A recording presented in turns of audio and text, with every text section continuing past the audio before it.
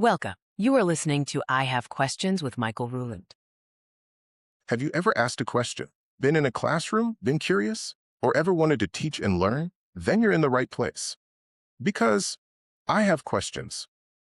I am very passionate about being curious, about being educated, and most importantly, about having questions. Join me on this journey as I share stories, talk to some fun and inspiring people, gain insights to being a better teacher, better student, and maybe even a better human. I am very passionate about being curious, about being educated, and most importantly, about having questions. I hope you're ready because I have questions. Welcome, welcome. I'm glad you're here with me today, and I'm glad I'm here with me today. I hope you are having a really an okay to good start to 2026. Can you believe it? 2026. Wow. Today I am kind of doing a immediate little podcast for you in the moment type thing. Usually my podcasts are taped mm, well in advance, a couple weeks at least. But lately I've been feeling massively under the weather. Even for me, under the weather. Not really cold or flu, you know. My little chronic illness has really been going big lately. So here we are. Day after the day after for Seattle Seahawk fans. I happen to be a Minnesota Viking living in a house and community and state full of Seahawks fans. And yesterday, the Seahawks won their second Super Bowl. So go Seahawks. Skull Vikings, go Seahawks. How's that? Very nice. Anyway, today we're gonna make it short and sweet for you. I do not have a guest. I have a ton of them in the queue. I'm very excited. Today is, in my mind, the semester break of I Have Questions. It's kindergarten year. So it's schools across the country have officially pretty much at this point, everybody is either starting their second semester or have been in it for a few weeks. So I think it's time for me to move into my second semester of my kindergarten year and kind of have a little reset, a little breath, and all that good stuff. So let's do it. Let's have a second semester, shall we? And again, this week, you're going to have to deal with me. So, but good news is it'll be really short because I don't think my voice is going to make it through a whole thing. And my brain certainly isn't going to make it through a whole thing, which you're probably happy and lucky for. So, anyway, so let's go. Let's do it. So, today, I thought it'd be a good day to kind of move into why I'm doing this and what I think learning should be. I am not a smart dude. I don't have a voice. I have a little voice. We all have a little voice, right? But I'm not going to change the world's or the United States or Washington's or Riverview school district's mind on how things should be done. But like all good citizens of the United States, I'm going to share my opinion and you do with it as you want, huh? So, one of the reasons this podcast got started was because I was having to resign from my job because of chronic illness, long COVID, which then tipped off a few chronic illness issues. But, I needed something to do.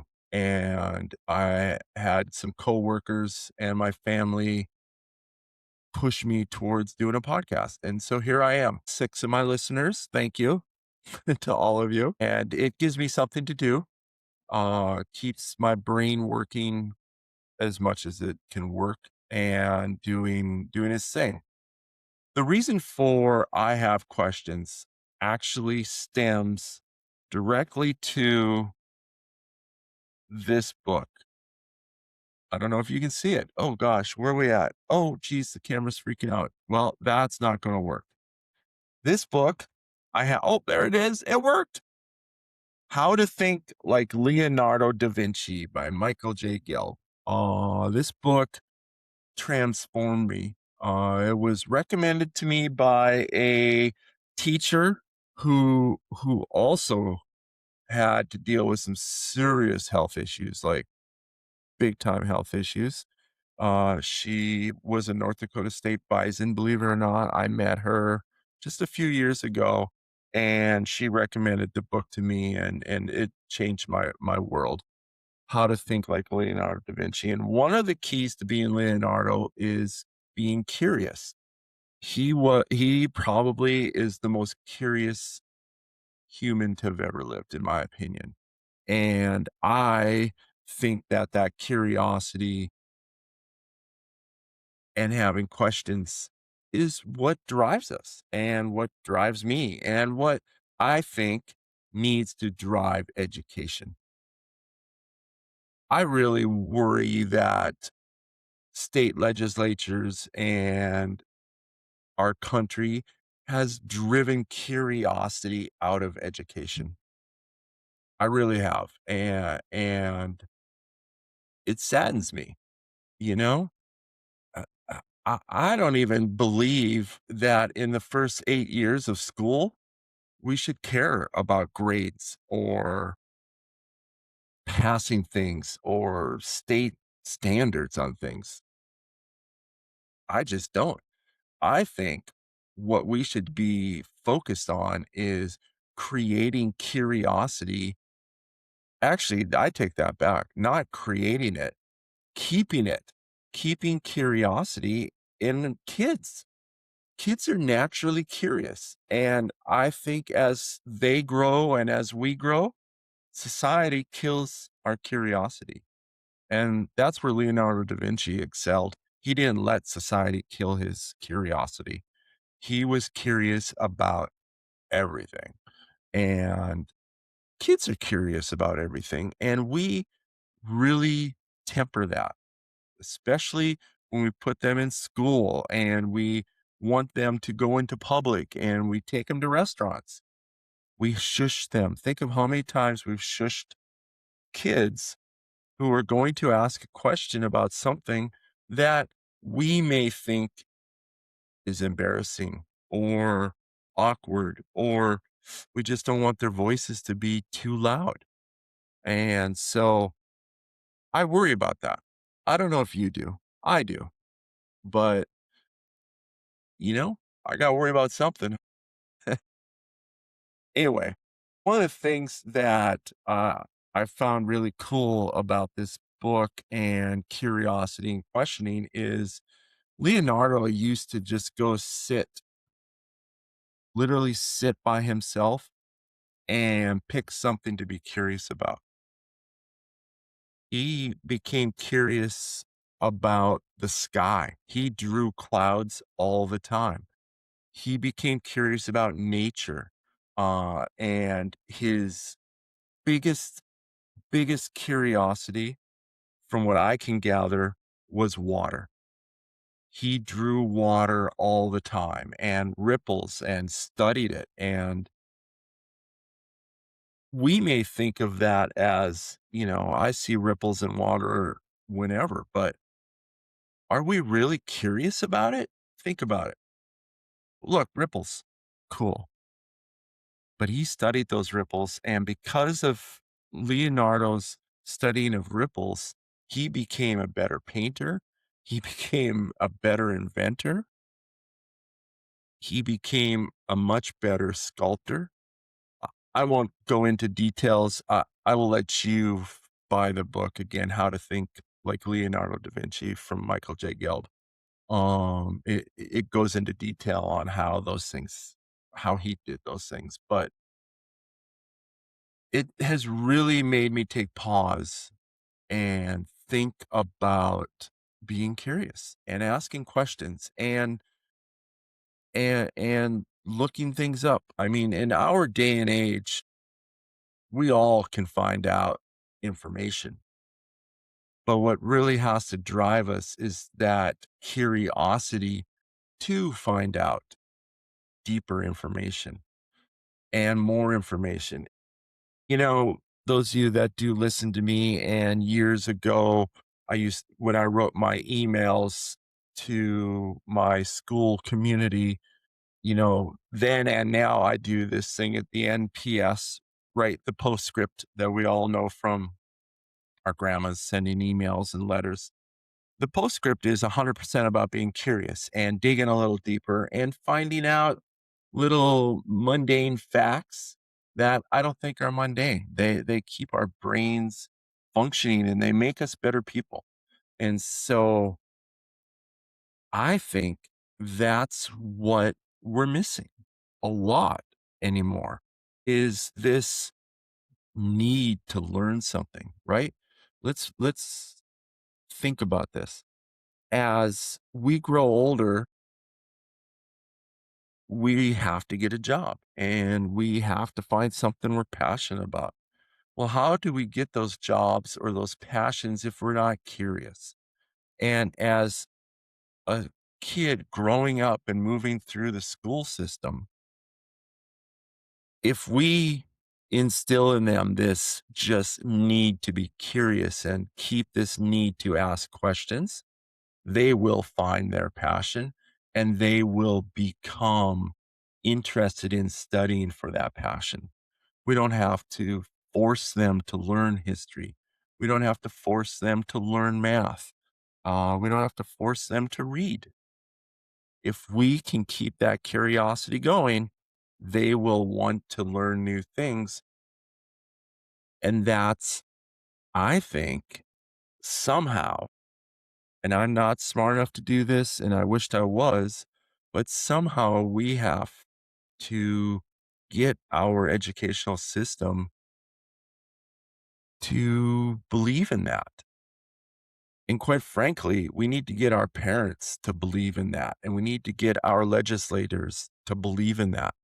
Right now, our legislatures think that the best way to do this is to just keep force feeding information on to kids. Um, and that will open their minds. Well, it doesn't. It just irritates them and it puts pressure on them and it stresses them out. And it makes us old people say kids nowadays don't want to do anything. Well, they do. And again, as you follow my podcast, I bring on a lot of previous students. And the fact of the matter is twofold. One, I love catching up with previous students. I loved my job. I loved my students and I love catching up with them. But two, I want everybody to see that this generation and the last generation and the generation before them and the generation before them all are the same. They all want to strive to become better and they all want to strive to learn. And by bringing my previous students on, you're seeing that they do that. They push and they push and they push and they learn and they're curious. And so we have to keep that going. And it starts in kindergarten and it starts in preschool. Why not be curious? Why not push curiosity? I don't need you to sit in a straight line. What does that do for me other than keep control of you? That's unfortunately, and again, I am the biggest proponent of public schools. If you've been with me from the start, you know that. Uh, I think public schools are the key to everyone's future, to this country's future, to the world's future. I really do. And we just have to keep pushing and pushing to make them better. But with that comes lots of things, right? I mean, there's this whole keeping 30 kids orderly and safe and getting them to learn. But in the same breath, you have to play this really fine line you have to walk down to do all that. Well, as you know, I guess former students can share, I wasn't good at my job a lot of times. Not every kid liked me, and nor should have they. To be honest, we shouldn't like everybody. That's not what this is about. But I think what I did was created a space as best as I could where you could ask questions that weren't, expected. And you shouldn't have to worry about your question that you ask. And you should be curious and you shouldn't have to be following like you're in the military, as all of you know as well, I am a veteran. I was in the military. I wasn't very good at that either. Shocking. Um, I was probably one of the few people in the National Guard that spent 10 years and managed to only make it to E4. I was a specialist E4, never made sergeant. Well, I didn't always follow the rules. I didn't bend to to what I should have done in the military and followed the line. In that case, probably not the best because I knew what I was doing. I knew what I was getting into and I knew what it was about, but I was just never that way. And I always thought that in school as well. And so I guess I can keep rambling and rambling on about it, but curiosity is, what I think I'm going to start really pushing, and maybe I can start getting a few teachers to listen to me, and then maybe they can do it and become successful, and they can get a few teachers to listen to them. And I think that's, you know, where it starts. So, yeah, push. If you know anybody, tell them to be curious. And as I read my book, one of, I don't know, there's tons. Like this book, it can keep you busy for your whole life, right? One of the things about Leonardo da Vinci about curiosity, and this is easy to do at any age, and that's kind of why I picked this one, is make a day where you wake up one morning and you call it my smell day. Okay. Not spell, smell with your nose. Uh, use your nasal passage and make it a theme for a day. And do something that we don't do much of anymore, and that is just sit quietly for a little bit and use your nose. Now, you can be inside or outside, it doesn't matter. Our olfactory cells are some of the most powerful cells in our brains. And so use that and be curious. And so what can we do with that? Well, while I'm sitting, I need to just slow down and be curious about what I'm actually smelling, right? Those of us in the Midwest for sure know this, but I actually have smelled it out here a couple times in the West Coast, but that smell you get just before like your very first spring rain, or it's been a long time since it's rained. What's that smell do for you? It's got a little bit of mineral in it and it just you notice it and it's like a cleansing smell, right? How many of us have ever stopped and really thought about that? Just a big sniff and your brain changes and your curiosity changes. And I don't know about you, but I'm been curious about what is that smell and why is it different, right? Well, there's a lot to it and it has to do with the barometric pressure generally dropping because a storm front is coming in, and that changes the ions, positive and negative charges in the sky. And oftentimes, a storm front also brings some more electricity with it, and that electricity changes again the particles in the air, how fast they're moving, and it just goes on and on. And that's the part of curiosity, right?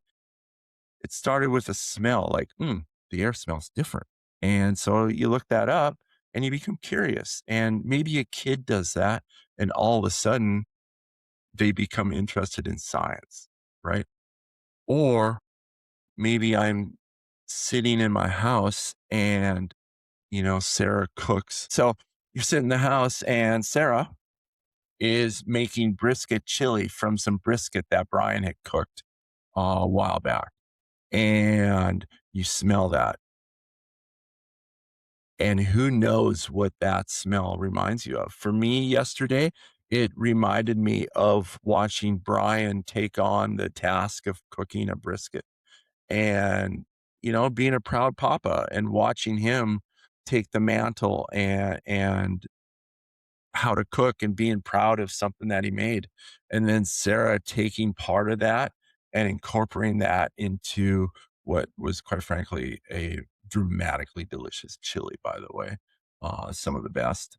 And both of those experiences had some friends of ours with us. And so that smell brought up friendship and it brought up some relaxing family times. And, that then can progress into more curiosity and cooking. And, I love to cook, used to love to cook anyway.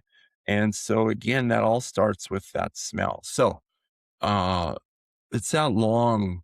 Take your time, do something.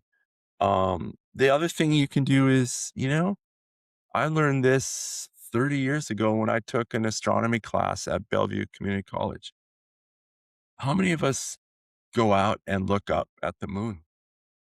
Yeah, we see it, right? But do we really stop and then look at the moon and think about it and become curious about the moon? Or maybe that makes us curious about the sky or our atmosphere or whatever. It's those moments in time and being curious. So, I don't know. You do you. I again would encourage all of you to take a look at How to Think Like Leonardo da Vinci by Michael J. Gelb. It was life changing for me. I don't know if it would be life changing for anybody else. I'm guessing the author would hope it's life changing for a lot of people. But it it just makes you stop and think about how, as adults, we think about this. How can we put that to kids? I mean, do we really let our kids stop and smell the roses? We've heard that saying forever. Stop and smell the roses. Well, that's what it's about. It's about stopping and realizing what's around us.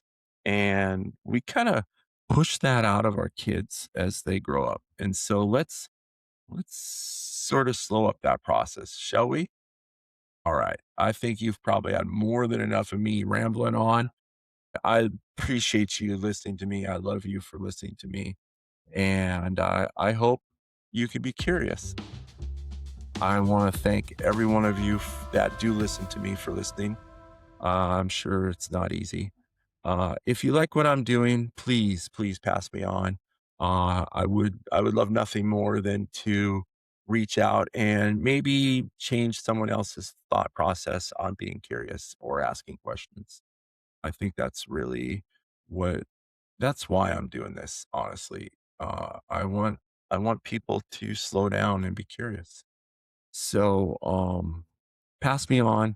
If you have anything for me, as always, touch base with me. I have questions, 2025 at gmail.com. Touch base with me. If you want to be on the show, let me know. Shoo, I love talking to people. I'll put you on. I want to ask you questions. I want you to answer questions. I want you to ask questions. So let's do that, shall we? Also, little chronic illness, long COVID update. Wow. Pacing points. I haven't talked much about pacing. I've got, one of my doctors told me I should think about or get this thing called visible band.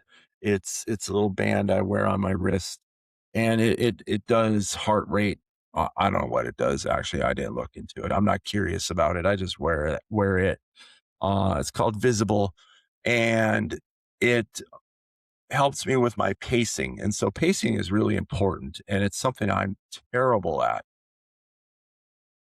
If I overdo it, I pay the price. And so last week I was helping Brian and Sarah do a little work around our house. When I first got sick, Sarah and I were in the middle of a entire house remodel. And so our house has looked not good since I've been sick. So we are in almost year 4 of our house being destroyed because it was destroyed right when I got sick, and we haven't really been able to finish it. So I've been helping Brian and Sarah this last week, and it kicked my ass. And so the last few days have been really, it's a crash. And this band is to help me learn to pace myself. And so pacing is super important, something I don't do well at all. My doctors give me a lot of trouble for that. And so I've got to get better at it. And as I've been thinking about this pacing, I'm like, it's kind of our world anymore. We don't pace, right? Go, go, go. We always have to be going. We always have to be better. And we don't stop and smell the roses. And so I am going to try to hook my chronic illness pacing kind of to Leonardo da Vinci's ideas of being curious and questioning and slow down and maybe and make more days about smelling what's around me and seeing what's around me and hearing what's around me and feeling what's around me and slowing down and processing that. And I think by doing that, it will help my pacing. And I hope it helps yours as well. So, you know, with that, good luck pacing. Good luck being curious, and I hope you have a good week. And congratulations, Seahawks. Skull Vikings. Let's go. Ugh, have a good week. Oh, hey, P.S. So, Leonardo da Vinci, my guess is almost all of you know about Leonardo because he's a painter. He painted the Mona Lisa. He painted the Sistine Chapel. But because Leonardo was a genius and probably massively ADHD, he was also a procrastinator. Did you know that Leonardo da Vinci is only credited with having finished 15 paintings? 15. When I read that, I couldn't believe it. I actually looked it up in 3 different spots, because I think of him as this crazy painter who painted everything, right? He only finished 15 paintings. In fact, even in his notes, he says the Mona Lisa is unfinished. And so he just, his history is of him having troubles finishing things and then giving them to the people who commissioned it. So, anyway, 15 paintings. Remember that. You don't have to be prolific at something to be famous. So a little bit at a time, people. All right. With that, nice and short. Have a great week. Peace, love, R.